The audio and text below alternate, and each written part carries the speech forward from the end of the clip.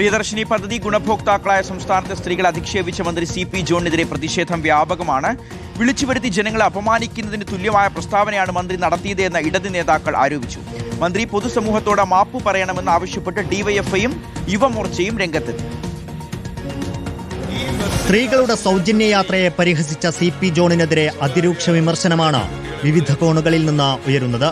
മന്ത്രി CP ജോണിന്റേത് പുരുഷ മേധാവിത്വ ചിന്തയാണെന്ന് CPIM സംസ്ഥാന സെക്രട്ടറി MV ഗോവിന്ദൻ. ശാക്തീകരിക്കപ്പെട്ട വലിയൊരു ജനവിഭാഗമാണ് കേരളത്തിലെ സ്ത്രീകൾ. കേരളത്തിലെ ഈ ജനവിഭാഗത്തെയാണ്, ഈ സ്ത്രീകളെയാണ് ഗതാഗത വകുപ്പ് മന്ത്രി അപമാനിച്ചിരിക്കുന്നത്.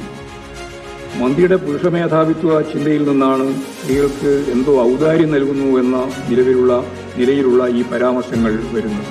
മന്ത്രിയുടെ മാടമ്പി സ്വഭാവമാണ് പുറത്തുവന്നതെന്ന് മുൻ മന്ത്രി KN ബാലഗോപാൽ. ഒരു പണിയില്ലാതെ നിങ്ങളൊക്കെ ഇങ്ങനെ ബസ്സിൽ കയറി ഇങ്ങനെ നടക്കുകയാണോ എന്ന് പറയാന്ന് പറഞ്ഞാൽ ഇവരുടെ എന്തോ ഒരു മാടമ്പി സ്വഭാവത്തിൽ ഞങ്ങൾ കൊടുക്കുകയാണെന്നുള്ള സമീപനത്തിലാണ്. പ്രിയദർശിനി പദ്ധതി അവസാനിപ്പിക്കാനുള്ള ആസൂത്രിത നീക്കത്തിന്റെ ഭാഗമാണ് മന്ത്രിയുടെ പരാമർശമെന്ന് മുൻ മന്ത്രി P രാജീവ്. എനിക്ക് തോന്നുന്നു മന്ത്രിയുടെ മാത്രമല്ല, എങ്ങനെയെങ്കിലും ഇതൊന്ന് അവസാനിപ്പിക്കാനുള്ള ഒരു ആസൂത്രിതമായ നീക്കം അതിന്റെ ഭാഗമായിക്കൊണ്ടാണ് ഈ പ്രഖ്യാപനം വന്നിട്ടുള്ളത്. സ്ത്രീവിരുദ്ധ പരാമർശം പിൻവലിച്ച് മന്ത്രി മാപ്പ് പറയണമെന്നാവശ്യപ്പെട്ട് CPI നേതാവ് ആനി രാജ രംഗത്തെത്തി. അപമാനിക്കപ്പെട്ട സ്ത്രീകളോട് മാപ്പ് പറയുക എന്നുള്ള ആരെങ്കിലും പറഞ്ഞിട്ട് ചെയ്യേണ്ട ഒരു കാര്യമല്ല.